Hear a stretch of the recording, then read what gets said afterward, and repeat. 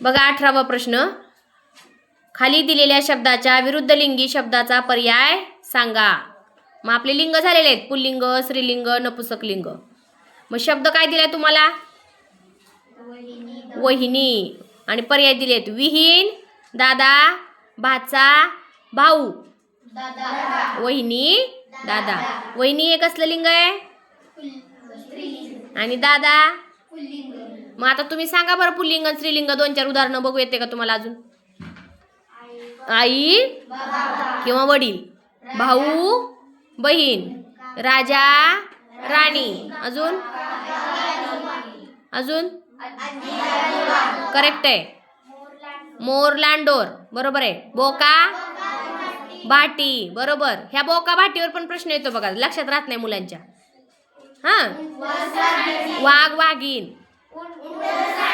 Correct आहे. जे वेगळं वेगळं आहे ना ते पाठ करून ठेवा. ते वेगळ्या ह्याच्यावरच प्रश्न येतात.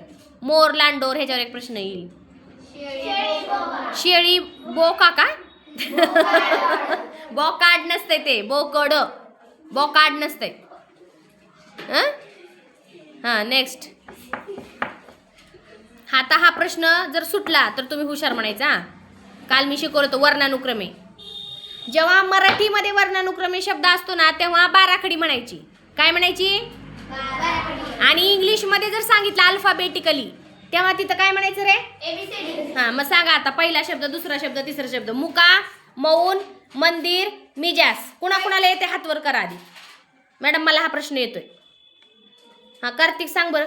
मिजास पहिला. करेक्ट आहे. कारण म, मा, मी वरनं पहिला शब्द येईल बाराखडीच्या. दुसरा. मी नंतर काय येतं? मी, मू. म्हणून मुका हा शब्द 2 नंबरला आला. नंतर मन आणि महा हे नंतर येणार. पण मनच्या आधी काय येतंय? मऊ. म्हणून 3 नंबरचा शब्द कुठला? मग आता शेवटून दुसरा विचारले म्हणजे शेवटचा शब्द किती नंबरचा आहे?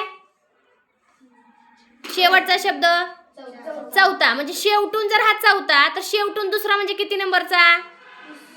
3 नंबरचा. म्हणजेच ह्या शब्दातला 3 नंबरचा शब्द तुम्हाला विचारलाय की जो शेवटून दुसरा आहे.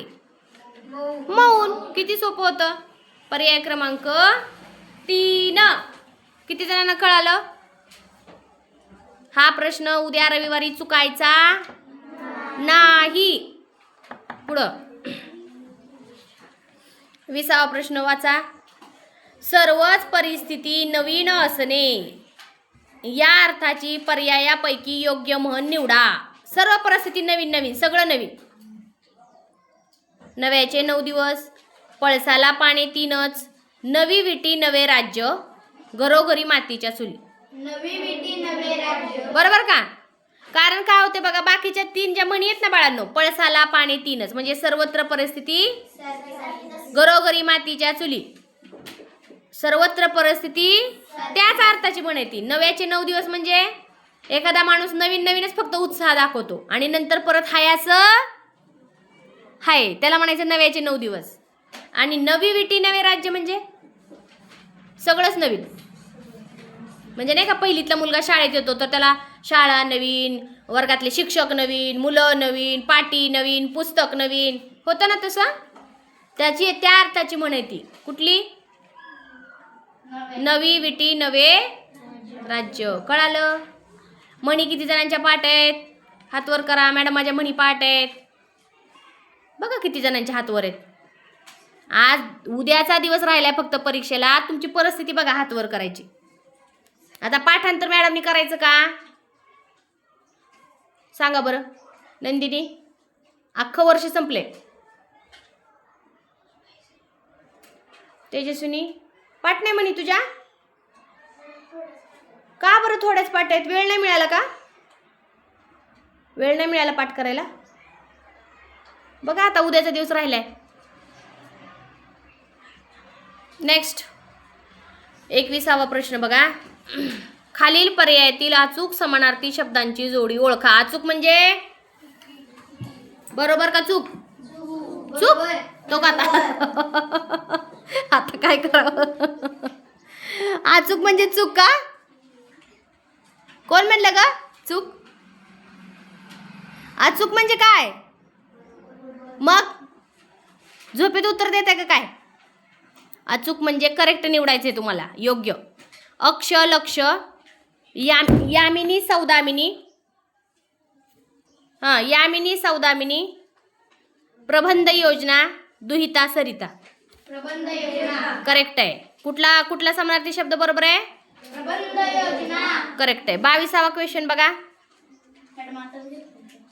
आताच घेतलेला आपण, तक्ता केलाय. शिशिर ऋतूत झाडांची पाने टिंबटिंब होतात. सांगा पर्याय. आधी चारी पर्याय वाचा.